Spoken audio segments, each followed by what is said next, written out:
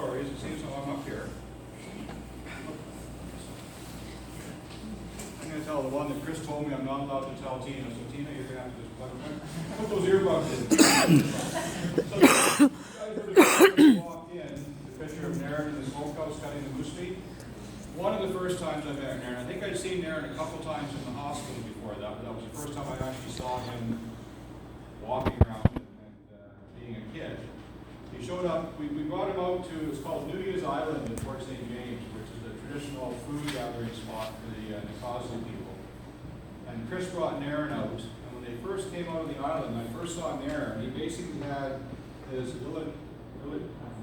ileostomy bag hanging off of this hip, and Chris hanging off of this hip. And we couldn't get them detached, either one of them. And so Vince, my friend who owns the island, and I, we thought of a plan. So we said, Chris, we're going to go out and check the salmon nets. We're only going to be about 15, 20 minutes. Why don't you come with us? Nairn will be fine. Chris was like, okay, will I be able to see him? Oh yeah, no, we'll be able to see the island. It's all going to be good. So away we went. 3 hours later, we came back. And Chris was just livid with us. It's like, he was just beside himself. We knew what we were doing. And anybody ever watched The Blue Lagoon?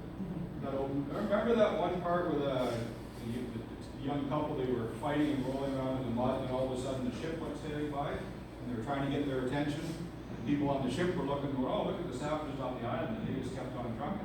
Well, when we pulled up to the island, that was almost Chris's kind of reaction. He saw all those dirty little Indian kids running all over the place, and when he realized one of them was Nairn, he just didn't know what to do. But I can honestly say from that day on, Nairn learned that it's okay to be a kid. And Chris learned that it's okay to let Nairn be a kid, and it's okay to not be attached to him.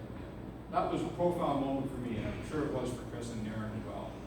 And on the table, when I told my friend Chris that Nairn had passed away, he actually came up to Vancouver and brought with us some different pieces out of the smokehouse. And so on the table there with Nairn's picture, wood from the smokehouse, there's some brown sugar, there's some just stuff that comes out of the smokehouse. And when we spread Nairn's ashes in the summer, we're going to do a burning. And that stuff will be in the offering that we burn to send up to Nairn. So, wait, I'm done. Floor is open.